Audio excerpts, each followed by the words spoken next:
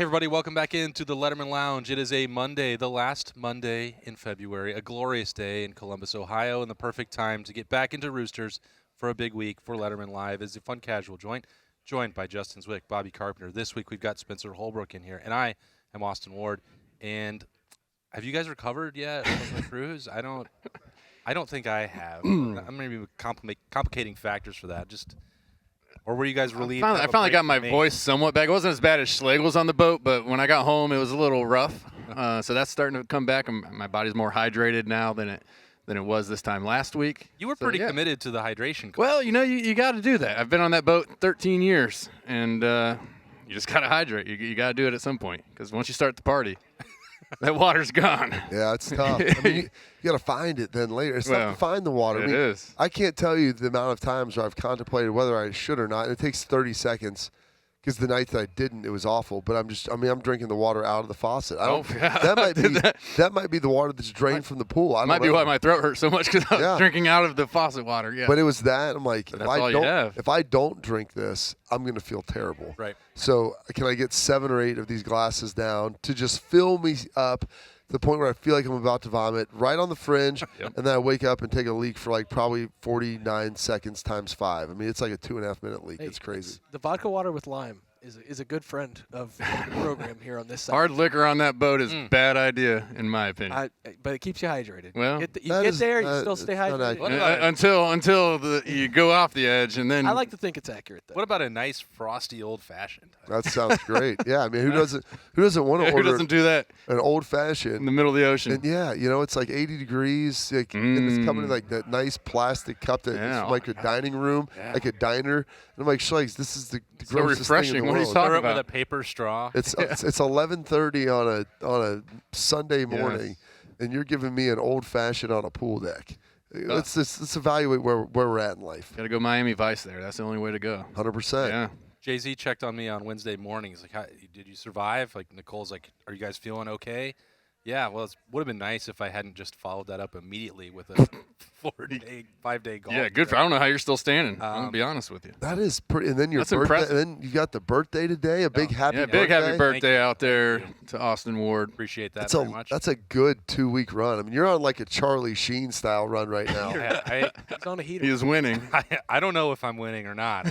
He's winning, but his body is losing. And I'm about to enlist Bob's help and get Schlegs up here now that he needs something to do. And I got to make some changes, man.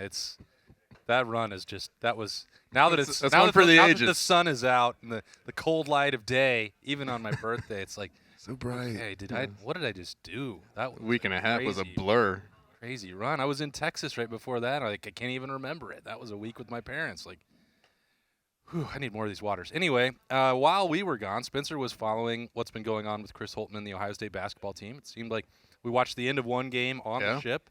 Seemed like everything was trending in the right direction. And then what happened on Sunday, Spencer?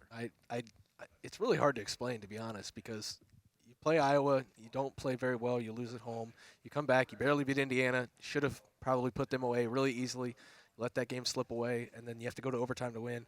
And then you go to Illinois, and I'm not going to lie. I went to that game. I drove over there with the impression that Ohio State was going to lose. Wow. That's a terrible drive. Good for you. Dedication. That's a tough road environment. That crowd was disgusting and vile and very vulgar to the Buckeyes. Good. That's what I read about. It was among the – I've never heard college students use language like that. And I've been around some really? Oh, it was bad. Come on. Off the record, I'll tell you guys some of the stuff there. But no, say it for everyone. This is a fun listen, casual conversation. I edit this thing. I can't be going through and beeping you out can everything. beep yourself. Just hint at it then. It was don't things just leave us about hanging. You don't have things to use about the Chris actual words. Holtmann's wife and E.J. Liddell's mother. Get personal. Oh, yeah, it was pretty. But hopefully they did the research too. Really got in there. They know and the they're names. come out and say, it wasn't that big of a deal. Where you're from. And then the officials got bad, and it got even worse for the Buckeyes on the bench. But they come up with a win, and then you turn around and you go to Maryland. And I knew that was going to be a tough one. Crab cakes and basketball, right? You got to turn around. Sometimes. I watched that movie over the weekend. You got to turn around and go back Nature on the versus- road and get refocused after that big win. And it just seemed like they had no intentions of playing good basketball yesterday. Well, I think too. I mean, you have to remember that's like their 4th game in 8 or 9 Absolutely. days. That's what I was going to say. They have 3 more this week. 3 more I mean, in 6 days. that's Yeah. what happens when they cancel rando games in the middle of the season. Like, oh, we'll just drop them in at the end. That sounds Yeah, awesome. we'll squeeze them The in. Nebraska game made sense because Nebraska caught COVID, or Ohio State caught COVID, rather. The Iowa game was when we had I thought that the one was bad Nebraska's storm. fault. There was another one, though. Well, it was Nebraska had a couple COVID cases. Ohio State was still battling through a couple things, had a positive test pop up. So you kind of understand putting the Nebraska game in here. But then to move the Iowa game on that postponement and to put it on a Saturday and move the Indiana game to Monday. So you go Saturday, Monday, Thursday, Sunday, Tuesday, Thursday, Sunday. lot. It's this time of year, though, right? I mean, you have to get them gotta ready. get ready, Yeah. And so I think the tired legs caught up with them a little bit yesterday. It won't surprise me if you see them try to jump out to an early lead on a bad Nebraska team and put them away early, get those guys on the bench, and get ready for Michigan State. Michigan, the problem is Ohio State's still playing for that double bye in the Big Ten tournament. That's going to be so crucial after playing all these games. And so you have to finish the regular season strong so you don't have to play on Thursday Yes. and get to Friday. Yeah. That way you only have to win 3 to win the Big Ten. Get to Indy. The road to Indy, the chase. Well, they're going to be Road. there, Bob. Yeah, everybody gets Everybody gets to go. But do you want to be the appetizer? Or you want to come in as like the 2nd or 3rd course? Absolutely. That's the key. And I think the reason that we're going to talk about Indy as well with the combine later in the show, but the reason I bring up this basketball conversation, at least today, is because it's really interesting to me as the criticism or scrutiny of Chris Holtmann dials up. It's all based around what he's going to be able to do in March. And the track record so far has been mixed. He wins well over half of his games. Yeah. He's been very successful. You don't hear anything about off-the-field issues. He recruits at a decent level. We're talking about a top 25 program. Yep. But we're also not talking about, well, this is a surefire team that's going to make a Sweet 16 or make a run at the Final Four. And it's hard, I think, to figure out, okay, what is the expectation for this program? Because it's clearly different than football. Yeah. Yeah. But so, like, what is it? Because I we think, just know It's that just I think here's the problem. I think people like kind of dabble in it, and then when they think they know how good the team is, then they don't throw jump out- on the then they bandwagon. throw out the expectation. Because at the beginning of the season, you said, "Hey, Chris Holtmann's going to be. You're hiring Chris Holtmann just about every year, depending on the strength of the Big Ten. He'll have you top 4 or 5 in the conference, which is real. Maybe wins one every couple of years. Kind of like that. Most year make the tournament just about every year, win a game, maybe 2. But probably." 2 out of 4 years, Sweet 16, okay. But then all of a sudden, it's like you see a team like, wow, we just beat Illinois. Like, better make the second round, and you lose to Marion. You're like, what the heck is going on? And so I feel like the expectations, it's like the shifting sand. Once you start looking good, you're like, Malachi Brandon, this guy's great. Yeah, What's he's he one do? and done. Yeah, and like- then he misses first 8 shots last And night. then he looked atrocious yesterday. And like, okay, that's Legs just, look tired. that's part of it. And so I think a lot of it is just football season gets over, people dive into hoops. They initially, it's like, all right, like let's be top quarter, top third of the Big Ten, and then, second weekend. Like that's the typical goal for me when I look at this. Like if you achieve that team's successful. But then if you look at it, you're like, well, this team might have like Final Four talent, which I don't think they have that this year. No. But they do have the ability to get to the Sweet 16, maybe the Elite 8. Depending on how they play, it's going to come down to that. But they've got that capability. So I think that's what people kind of ebb and flow on. Like, if they don't think there's the talent, no big deal. Whereas with football, like, there's always talent there. We know that's the case. Right. And we're not going to give you 4 years, Jim Knowles, to figure it out. You know it. We know it. We're good. So that's, I think, where that delineating point comes, where it's more of Ohio State hoops. It's like, well, do we have the talent? You have to kind of watch it and figure that out. Well, yeah, I think it's more of the college basketball landscape. I mean, you had 1 through 6 go down this weekend. On the same day, right? So I mean, you have more of that. Teams lose. It's all depending on how many guys stay. I mean, a lot of these teams will have 4- or 5th-year guys just because they're not going to the league, and those teams are really good because they have that experience. Ohio State's a little bit younger. We're kind of, I don't want to say we're relying on that freshman. I know EJ has been playing really well and doing good stuff for the team, and they have some good pieces around them, but we need a score. And and when those shots aren't falling, that's just when. Man, it just looks like we don't know what we're doing out there. And, unfortunately, there's been times where you're up big, and then all of a sudden you go through these long spurts of just, man, we can't make a bucket or we can't do anything right. Yeah. And that catches up to them. I was hoping Maryland was going to go through one of those. Well, They seemingly didn't. The didn't 0 for seem to 7, pop up. The 0 Yeah. for 7 finishing Yeah. a game. I think one of the issues with the football crowd shifting to basketball and carrying those expectations over. And, this isn't really a criticism of the fan base, but just football versus basketball in general. In college football, there are 4 or 5 dominant teams every year. Mm-hmm. You see like a Loyola Chicago make the Final Four in college basketball. Like, college basketball is so random. And Northern Iowa beat one of the best Kansas teams I've ever seen, 10 years ago or so. In the second round of the tournament, Baylor won a national championship. Dominant performance. Yeah. Far and away the best team. Like, you got a college of 2,000 kids in Spokane, Washington that's number 1 in the country right now. Like, college basketball. With a dude named Chet. Yeah, exactly. But you got to have a good Chet. Mike Holmgren's grandson. If you're going to be an elite basketball program, you got to have a guy named Chet. When you carry the expectations from the football program over, it's hard to win on the road in a basketball game. I think it's harder to win on the road in basketball than it is in football because you have 5 guys, and if the shots aren't falling, you can't just rely on talent to take over because the talent is shots falling. Whereas football, Trevion Henderson's going to get loose at some point. Like, of course, you could say Malachi Branham's going to hit a shot at some point. Maybe he's not, though. In basketball, it's easier to have an off night than it is in football. And so, you get a big win at Illinois. Because we don't run the ball in basketball. Absolutely. You got to run the ball. Got to run the damn ball. Yeah. Bobby Knight would say, your shots, you're going to make them, you're going to miss them, but you can always play good defense. Yeah, exactly. Pound the ball inside. And Sunday? That's the running game. Listen, not good defense yesterday. Atrocious. Yeah, and not great rebounding either. As I watched Maryland get the rebound, let me kick it out for a 3. Right there in the face. To win in March, you got to have 2 NBA players, and you got to have guards. And Ohio State, I think, has 2 NBA players right now, E.J. Liddell, Malachi Branham. Do they have guards? Yesterday says no. Thursday says yes. So it's really a mixed bag right now. And I don't really know the trajectory of this team. I know they should get a double bye in that tournament if they beat Michigan. And they beat should win Nebraska. 2 of their last 3. I think they can win sure. 2 of their at least 2 of their last 3. Maybe get over Michigan State, and then go into the Big Ten tournament. And it's so random. That's why, really is. Because Michigan State had lost 6 of 7, and then they beat Purdue. That makes 0 sense to anybody out there. That's the Big Michigan Ten. State had been atrocious, Big Ten. literally for College the last basketball. month. Yeah. It's been insane. And I'm not trying to, make any sort of sweeping judgment on anyone's career. Do it. based- Hot take. Yeah, off of one game. Like, I know that it's basketball, team and is they play trash. 30 of them.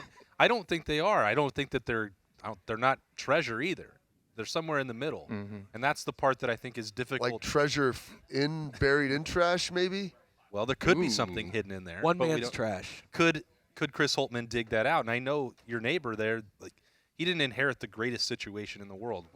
And you have to give him some credit for the way that this program has been built into a stable spot. But I only just throw it out there because I'm curious, like, what people actually expect from Ohio State basketball, because I know They don't know what they want. I don't think they expect anything. I think when you get down to this time of year, I mean, last year I felt it was the same way. Like, people jumped on the bandwagon because they look like they might do something, and then they lose their first game in the tournament. That's it. It's just like nobody pays attention until now, because that's really when anybody pays attention to basketball anyways, in my opinion. And I suppose that's Chris Holtmann's biggest problem right now, is that the results in March have not been there, and you're coming And that's off when most eyes are on you, so you deal with a team that was supposed to make a run and then suffers a historic upset. And that's, I don't think – and the other question is, well, what does Gene Smith, what does the university expect from the basketball program? Because, again, that's definitely not the same as football. We know that it's not that, and I'm not even trying to compare them. I'm just trying to nail down – what is it that you want? Okay, have you ever asked your kid what they want for dinner?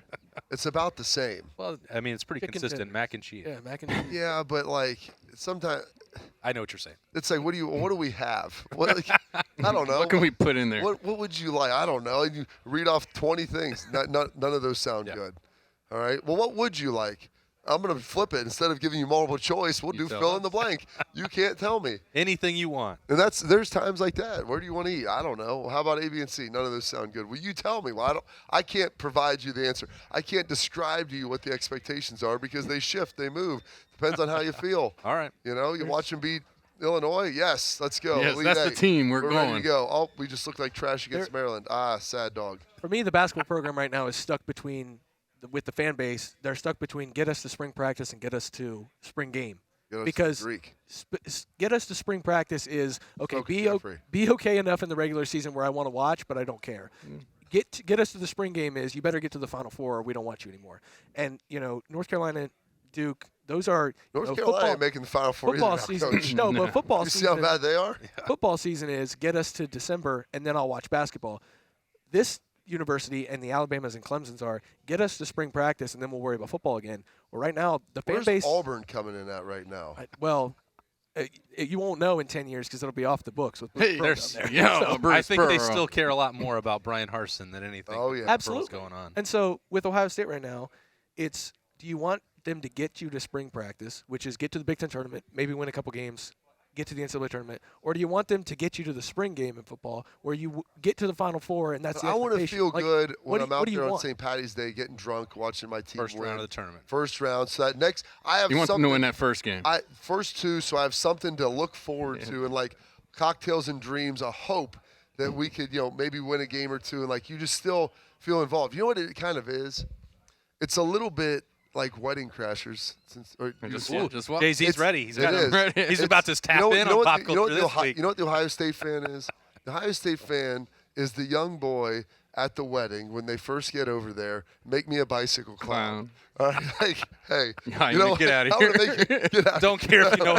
Don't care if you know how to do it or not. I will scream. You know what? I'm gonna make you a bicycle, but I don't want to make you a not bicycle. because I want to. So you're sitting there like, oh, we're making some balloon animals. We're feeling good. We're in the top 4 in the Big Ten. And that's what I'm saying. And you win a couple games. Well, we should be better than this. And now I'm going to be upset that you're not better, even though I didn't care 3 weeks ago. So that's what you run the full gamut the whole time. It's like, just get me there. But then all of a sudden when you're there, you care a whole lot. And so I've tried to explain this to people. It's a dichotomy where, you can fly under the radar. You get to a lot of Sweet 16 like that. Went to 4 straight Sweet 16s. Hell of a run. And people, it's really hard to do. And people are like, yeah, we feel really good about this. Then they got upset when one of those years you didn't win a national championship or you didn't make a Final Four. And then all of a sudden you start ratcheting back and you're like, we don't care as much. And then you feel like you should be a little better. And wait a second, when are we dropping down? So there's all this stuff. It's like, I mean, dude, it's getting your wife something for Valentine's Day. You told me not to get you anything. Like, well, I know you said that, but I didn't mean it. What? You could have done something. Well, you said we don't need to do anything. It's the shifting expectation of life where you're not really sure exactly who you're competing against and what you're doing. Making me a bicycle clown. That's what I want. One of the crazy things to me about that and the expectations and all of that is, I grew up, I like North Carolina basketball. So that's why I said North Carolina. I can't. So Roy Williams. Yeah, ask him why. So Roy Williams. Do you have at least a good reason? Kind of. We'll get into it later. Roy Williams No. never lost a first-round NCAA tournament game until his last NCAA tournament. Every other coach in the history of college basketball that's made the NCAA tournament has lost in the first round. Not until last year with Chris Holtmann. So, well, yeah. So Chris Holtmann then lost in the first round. Made history. So He joined his. that tells you, like Mike Krzyzewski lost in the first round of the NCAA tournament. Adolph Took Rupp, fifth as a 15. John Wood, 15. like these, all of them lose in the first round. So if the expectation is you can never lose in the first or second round, sorry, like that just doesn't happen. Yeah, but those fan bases still aren't happy about Absolutely. it. They get furious about it and they go crazy. Took a visit. I actually was in the Dean Dome and watched it during the dark time of when Brad Daugherty was the coach, and not great. And Bad when I say not times. great, meaning bad. Very bad. So, I mean, that's what I'm saying. Like, just don't be bad. Be average to good, and that usually gets you there. And give me a little glimmer of great every now and then. Yeah, make the tournament. Maybe go on a run every other year, and people should be happy.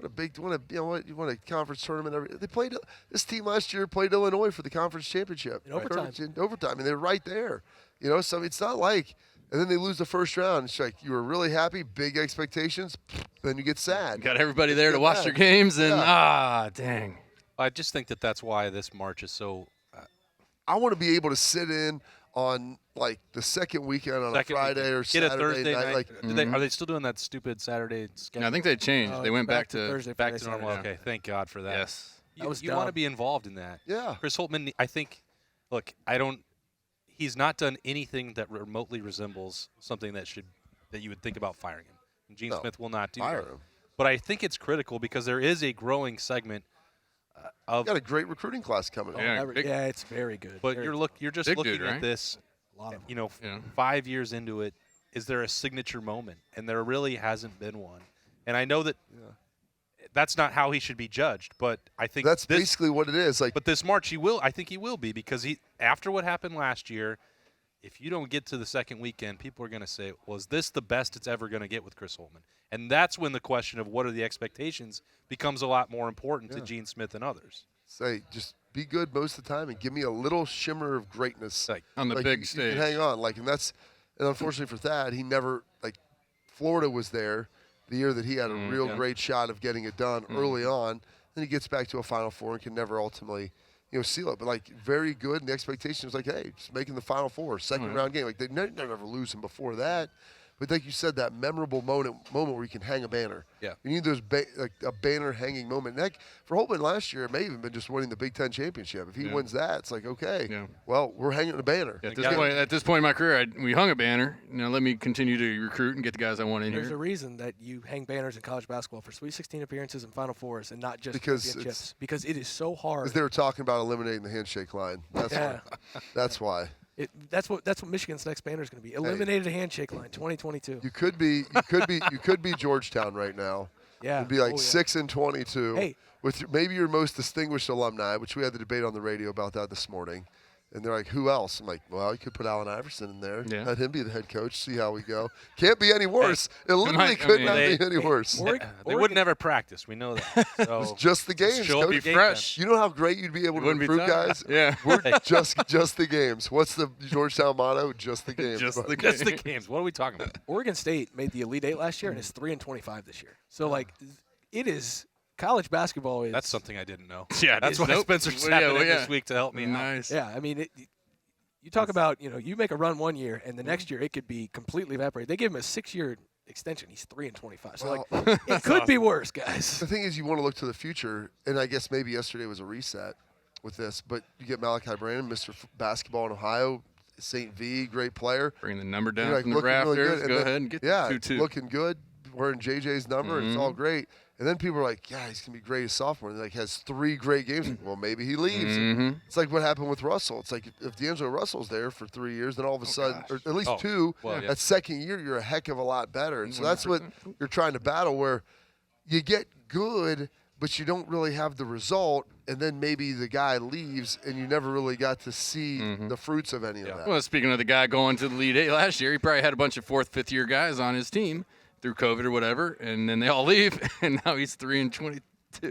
So yeah, that's a lot of games. And Ohio State, I think, fully expected Malachi Branham to be at least a 2-year player. Yeah. And so the trajectory of the program was centered around you get Bruce Thornton in there next year as a really good combo guard. Those shots last night. Yeah, you get a couple guys. I was watching maybe he's not going to leave. Secret pump up. Yeah. Get those recruiting this game isn't in March, so it's not going to hurt again. Absolutely. February 27th. So. Absolutely. But, you bring that recruiting class in with Branham leading the charge, and you got a really good team next year. Yeah. Well, then he starts playing really well, and I'm sure those guys over in the building are praying, please don't leave, because that could not ruin, but mess up, I guess, the trajectory. That's a big piece of a team that he was hoping to have next year. Yeah. And this year, you look at no multiple 20-point. Yeah, no set downs and no Justice Suing. Justice Suing was supposed to be the second best player on the roster. And he hasn't played all year. And really the most consistent piece. And that losing him, I don't think you can underestimate, talking to those guys. We would have recruited a guy who would have done some of these things, but he's a 10-point a game, 6-7 assists guy, 6-7 rebound. He did it all, and he could handle the ball. Yeah. And that's where they've really struggled with some of the guard play and some of the production from those positions. We'll see what they get as the calendar turns to March. I know there'll be a lot of appetizer Tuesdays. Ooh, do we know what? It's mac and cheese bites. Mac and cheese They're back. bites. They're back, baby. Hey, now, okay. Burn missed it. That's awesome. Snooze, you lose. The day that he chooses to be hungover. Is that what the sickness is? I don't think that's what the sickness is, but we can call it that. The Super Bowl wasn't yesterday, so mac and cheese bites, they are back. They are $2. $2 on Tuesday. On Appetizer Tuesday. What's the scouting report on mac and cheese bites, Bob? It is a delicious, crispy shell with the gooey mac and cheese deliciousness inside. So if you ever thought about wanting to eat mac and cheese, but without a utensil, with your not hands, having to and be a have mess napkins afterwards, and look like a small child, this is the vehicle for you to do it. Perfect vehicle for handheld dining mac and cheese. You can get it tomorrow for $2 at Roosters. We're going to take a quick break on Lettermen Live. It's brought to you by Roosters. It's a fun, casual joint. Everybody knows that Roosters is a fun, casual joint, but the truth is, it is so much more. It's a quick stop on the way home to sit back and unwind. It's a front row seat to the big game. It's a place where you will always find a friendly face. And the home of wings so big you won't believe it. it's your family's other dinner table. So yeah, we're a lot of things to a lot of people. Roosters, a fun, casual joint. Precision engineering. Rigorous attention to detail. A Bryant Evolution heating system is so well designed, it's as much of a joy to install as it is to use. Good to go. For the dealer nearest you, visit Bryant.com. All right, welcome back into the Letterman Lounge. It's Letterman Live. It's brought to you by Roosters. It's a fun, casual joint. And the NFL Combine begins this week in Indianapolis, and Spencer and I will also be providing some coverage of that. He'll be trying to keep tabs on basketball as well as this March run begins. Yeah, where do they play this week? Tuesday, Thursday, Thursday, Sunday. then Sunday. Okay. All right. Busy stretch. Put it on my calendar. Balancing that out with NFL Combine coverage, and not the biggest group of Buckeyes ever to go over to this event. Normally you look in Ohio State, they're going to be the main eventer. It's going to be them and Alabama with a ton of guys, a bunch of draftable dudes. It's not the longest list, which is a very good sign, by the way, for what Ohio State has returning in 2022. For this week of the developed here, how big is the draft class going to be? It's just going to be an average one by Ohio State standards. But you still have a couple first-round draft picks at wide receiver. You have Nick Petit-Frere and Thayer Munford trying to push up there in the first or second round in the offensive line. Haskell Garrett, Jeremy Ruckert trying to push up there. People asking questions about their health or the production in the senior year. Tyreek Smith trying to make some noise. It's still a very attractive class, but it's just not, hey, we're sending 14 guys over there. Have at it. Well, it's not loaded down with hey, it's top heavy as well. Yeah, we send 7 or 8, but there's 4 legit first rounders. It's probably the wide receivers, and that's probably it. I mean, is there anyone else that you could see slithering their way? I don't think so. I was going to ask you that, but Petit-Frere up until maybe the last 2 weeks of the season, you're thinking, oh, well, that could really be the case. And I think he goes into this week, and everybody's going to ask, what happened in the big house? Mm-hmm. Why did you? Both of those guys are going to answer some uncomfortable questions, especially this week. And Thayer's talked about the clip of him getting decleated on that one. One of them, sucks to have that out there, man. Every time he watches that, it is in slow motion. Yeah, he's just like, oh. There's a clip of that of Jay-Z getting sacked by Matt Roth. Matt and Tim Schafer together. all the weight went on Justin and broke his shoulder. Yeah, he's really reliving it right. But those slow motion clips suck. So I think it'll be a hard road for them to get back into that position where Thayer Munford thought he could be the first offensive lineman off the board at this time a year ago. That didn't play out. And Petit-Frere, there were people inside the building down the street who were mildly surprised, I guess would be the right way to put it. They thought that given some of the inconsistency at the end of the year, what happened against Michigan, that maybe he would come back. They didn't even, the opt-out thing certainly took them by surprise. I know that for sure. That was a chance to really at least to right or wrong in a way. If you're going to come back, if you're going to leave, okay, at least let me get some good film on. My last game was a good film session. To make it look like, to undo some of those. Because, Utah, they had a good defensive line. Historically, they're well coached and play pretty well. And so it's not like you're just steamrolling these guys. And so that would have been a great opportunity to be able to do some of that. It's very interesting. I like Nick. He's a great kid. Sharp. Great. Elite human being. Ooh, not good. Elite. He's a really good guy. Let him watch my kids. Yeah. That's always the threshold. I'd let Damon Arnett probably watch my kids. Well, you're just needing babysitters at this point. Damon Arnett likes kids. He does like kids. His favorite movie is Hotel Transylvania 3, and I said that's my son's, and he was 10 at the time. So I'm like, it really all makes sense. Would they be doing blah blah blah? At least if they were doing something bad, they'd be all doing it together. Right. Yes. So he wouldn't let anything you bad just throw happen. the movie on, and they're all sit there and he'd fight for him. I know he would fight for him. We both know, but they might also be outside firing a weapon into a tree. Let me show you this. Well, Come on out here, with kids. Legs too. Yeah, that's true. And that's my point. Dudes are likely to shank a guy. But Nicholas Petit-Frere, great dude. Won't shank anybody. Probably not going to. He wouldn't, but he would help you with your math homework. Smart guy. But, his deal, he was kind of a raw player when he came in. He wasn't very big. So another year of maturation, putting 10 pounds on, to where you're not fighting to keep 10 pounds on the whole time. As you get older, as everybody knows, it's easier to gain and maintain weight. And so I thought that would be a little bit sure up his technique a little bit more, because really the thing that was susceptible, he got bull rushed a lot and he get out physicaled, and I think that was like a strength and size thing. It's not a desire or a toughness issue. Right. And so coming back, I thought, okay, that'd be great. And so then also the second part of that question is, if you come back, does that really and get better? How much will that enhance your ceiling? And for an offensive tackle, you could be drafted in the top 3 or 4 picks if you're great at it. And he has the requisite skills. So you're talking about someone maybe going from pick, I don't know, let's say 25 to 45, going up maybe to pick 10 through 20 or something. 10 and above. Yeah, even. I mean, Like you could be the number one tackle off the board is usually, if you're good, you're going in the top 5 or 6 picks. It's not like being an elite center where like, might not even take him in the first. Yeah, like 20 is like the absolute highest if it works out well. Like Mangold was great, and he was 31. Yeah. And guard, you don't usually do that unless you're just an absolute beast like Nelson. Yeah. But like a lot of times, you see 4 or 5 tackles go in the first round. First guys. Those are the guys who get paid the good money, and they don't mind. And so he would check that box to be able to do that high ceiling, and I think there's room for him to grow and to get to that ceiling, to be the grower than the shower. That's right. That you always like to talk about. So that was a little bit disappointing. And listen, I always say the guy, if you made the decision, there is no wrong decision because it's the right one for you. Right. You just have to be able to live with the consequences either way. You choose to come back and you get your leg eaten off. I mean, that's just happens. You choose to leave and you get drafted lower than you thought. Okay, well, that happens too. So, I mean, there's bad things. You can never be sure on it either way. But I thought that there was enough upside to justify it. I think it's going to be interesting for Ohio State because usually we see those graphics that have, this is how many Ohio State players were taken versus the rest of the Big Ten. Well, that's not going to be the case this year. Penn State's got a lot of guys in this draft. Michigan has a lot of guys in this draft. Michigan State. So, like, Ohio State might be 3rd or 4th in the Big Ten in players picked.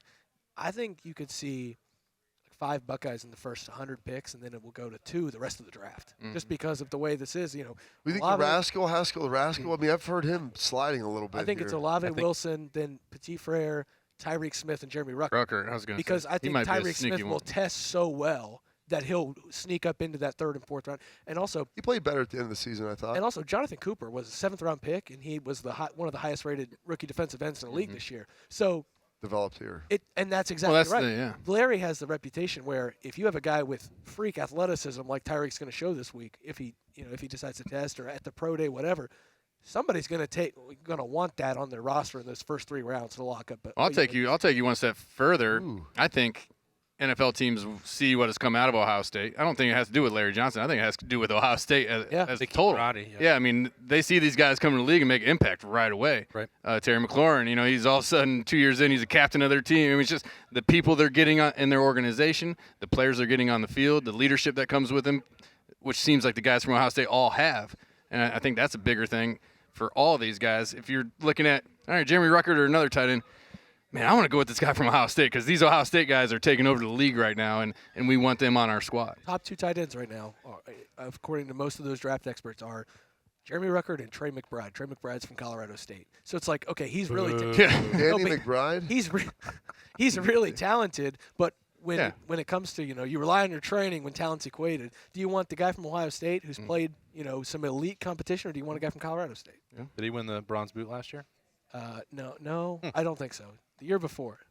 Oh, ouch. The Golden Boot? The Bronze Boot. Bronze. The boot is I didn't realize. Is that so? Hold up. Can you win both the Golden Boot and the Bronze Boot? No, that's impossible. Are you sure? Well, we'll have a different conversation about that.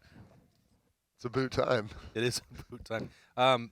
Haskell, you brought that up, Bob. He's in an interesting spot, and I think a lot of what happens in Indy has changed over the years. And recently, our experiences have been there. Well, like, is Garrett Wilson going to run the 40? Probably not. Does he need to do anything? There is a lot of guys who have started running there again. Like, there has been that shift back. You get 2 shots at it if you need it. Those top guys don't need it. And then Haskell Garrett, coming off of an injury, like the medical interviews or examinations are way more important for him than anything else he could do. He had to sit out the Rose Bowl. Got hurt late in the year. Was playing through it for really half of the season. Was still pretty productive, but the tape against Michigan again is going to come up for him. All these guys, really. I mean, that's what they're going to get asked about a lot in the meetings. But the health evaluations for him, because of that, because of getting another sort of setback at the Senior Bowl, that's when you're talking about him sliding. I think it's all because he hasn't been able to ever stay healthy. Call that the Coolio, the Fantastic Voyage. Coolio Fantastic Voyage. Slide. Slippity slide. But if you get a healthy Haskell Garrett, that's the part where you're trying to figure out and balance with what Jay-Z's saying.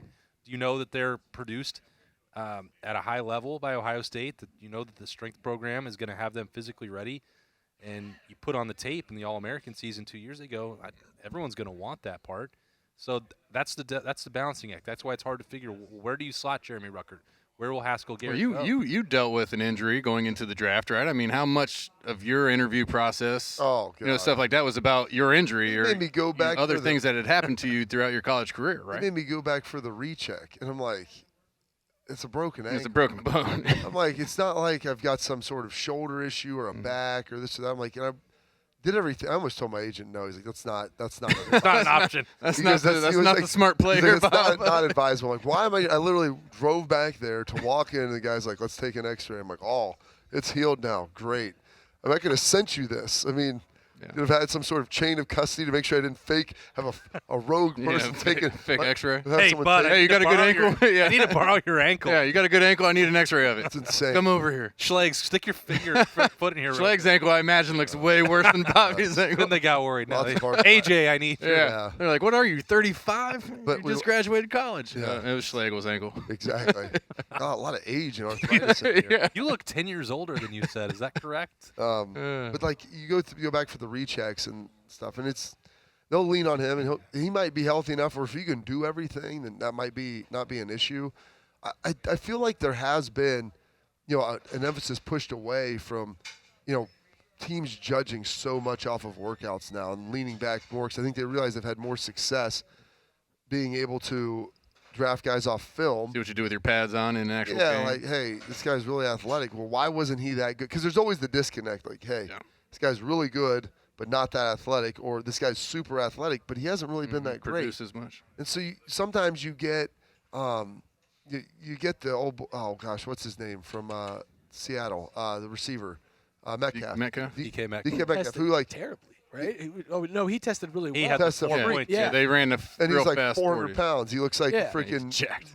creative player. Yeah. But then you're like, well, I don't really remember this guy at Ole Miss just dominating the world. Like, we had some injuries, this and that. Well, okay, there's been a lot of good in the NFL, and so you try to find that and then balance it with, a guy like, tough for Ohio State fans like a Vernon Golston. It's like, man, he checks every box physically, had one really great year.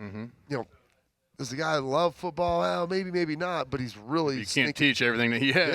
Yeah, so we're going to take him top 5. And so you try to balance that, and that's what's really hard for these general managers. It's like, okay, well, this guy, Logan Wilson for Cincinnati, he went in the 3rd round. Really good college player, like athletically close. Strong program, smaller school. Bronze boot winner. Multiple time. Multi-bronze boot winner. Runner-up for Golden Boot as well. Strong hometown. But the balance that, like, okay, this guy played really well for the Bengals. And so you're trying to, like, figure that out as opposed to a guy who gets there and, like, okay, good college career, but then his lack of athleticism is then exposed at the next level as opposed to never. Because I've heard guys like, well, I've never been fast, so how's that going to impact me here? And it's like, well, when the speed gets to a certain level, it may be too much to overcome. But for some guys, it never gets to that point. I look at 2 guys that just pop off from the combine from past, Devin Bush and Jarvis Jones. 2 linebackers, pretty good in college, but when they were in coverage, they were terrible. They couldn't cover anything. They go to the combine, they test really well. They get drafted in the 1st round at linebacker. And when they get to the NFL, they're like, oh, well, he's a liability in coverage. Well, really? Yeah. Like, I could have told you that based on what I saw on the film, but you get to the combine and they test it well. Because I haven't coached them. That's all the coaches. I haven't coached. I'm going to take all that speed and athletic ability, and I'm going to coach them to where I want them to be. And they almost don't pay attention to the film and what's out there. And sometimes the reality is the guy's just – that's the deficiency. There's not that great at it. So, but when you have a guy who you're not sure on, and then you're like, man, you look back, injury this year. All right, well, he had a good year this year, but maybe banged up a little bit, and then they worry about that kind of stuff. Yeah. Because they're going to pay these people a lot of money to come in, and they want somebody that they could rely on. Even though I know injuries are just freak accident. I mean, it is what it is. But it's not. And I will say this, wrapping it as far as just putting a bow on this whole deal. general managers will generally lean on guys who have better attributes as far as physical traits. Coaches will lean on film a little bit more. And it's easier for the GM to take a guy who checks the 40 box, checks the size box, checks all this, because at the end of it, they're like, well, our coaches just aren't coaching it well enough. Well, he can come back and say, look at all this good information We I made a went off sound of. decision based on this. Based on this, but the reality is, it's like, okay, you gave me a car with a lot of great parts and no steering wheel. So what am I supposed to do with that? Yeah, it goes fast. It's got this engine. It's got all this stuff. But you ultimately need someone to be able to drive this thing and to be able to handle it. Yeah. Logan Wilson is just a great example, though, Bob. Chad Muma is going to do that same thing. Hopefully a black Jason and gold. Momoa? Chad Muma. Remember the name? Muma. Remember the name. Chad Remember the name Muma. Write it down. What do you think they will do come April in this Chris Olave, Garrett Wilson debate? Which one would you take? I honestly think it's I'll give Nicole's pick since she's not here. Yeah, it's She's take Olave. Chris Olave. Based off his smile. I look at them and they're different players. It just depends a lot of it on what you need at a receiver. Yeah. Like Olave, and I know that you were hammering it this morning, Chives. Like, he's a better top of the route runner. It's not that he can't do other stuff, but he's elite down the field. Other stuff he's good at. Garrett Wilson's great with the ball in his hand. He's great high pointing stuff and going and doing that. Well, if you have a guy that does that, but you need someone to more take the top off the defense, okay, well, you might lean that way. Well, if you have a guy who's really fast, like Garrett Wilson, I think would pair great with DK Metcalf. Because DK Metcalf can just run clears all day and do all this other stuff, and you're going to go deep, but Garrett Wilson can eat work the guys middle, up. yeah. He will work them over the middle. Right. Well, you're not putting DK Metcalf to do that. He can't. His start and stop isn't there. And so it just depends on what you need, of like what you value at that specific position. And it's not me saying that, that Chris Olave can't run the other stuff. It's just he does. Everybody's going to do something better than something else. Yeah. Unless you're just a freakazoid. You look at the teams that like need wide receiver. I just take one that comes to my mind. I don't know why, but the Raiders. They have Hunter Renfrow in the slot. They have Zay Jones in the slot. Pretty good. So like they wouldn't particularly need a Garrett Wilson type. What do you need in that system? Probably Chris Olave. You look at the Chargers, who have Mike Williams and For now. Keenan Allen, or what do they need? They probably need Chris Olave. They also have KJ. They need to play KJ Hill. Don't they talk need about to play him, KJ. yeah. Whereas the Browns, they probably need Garrett speak on the Wilson Browns. because he can do a little bit of everything. Yeah. That's maybe where not. with the Browns, I was saying either these two guys or J-Mo. And I'd be happy with either of those three. And then there are some teams that I look at, and it's like, okay, maybe Traylon Burks from Arkansas makes more sense. But like when it comes to just the two Ohio State wide receivers, it's all going to be about fit and who your quarterback is. Hey, they're both great players. Whoever gets drafted first, it doesn't necessarily matter. It's that they fit better for that team, like you're talking about. And I don't think you can go wrong with either of those guys, in my opinion. If the Browns were to get either of those two, that's a slam dunk. I'm happy with that all day long. Well, I think that we know from the other side that the Bengals need to take one of those offensive linemen at some point, or maybe several. We'll see. As things get heated up, the NFL Combine is this week. Ohio State basketball ramping up heading into March. February is over. But we're going to be sticking around as much as we can here in the Lettermen Lounge. We appreciate Nicole Cox and Roosters for having us out for another fun, casual chat at a fun, casual joint. Come in on Tuesday. It's mac and cheese. Mac and cheese bites. Get them. $2 on Appetizer Tuesday. That's Jay-Z, Bob, Spencer. I am Austin Ward. We'll see you next time on Lettermen Live.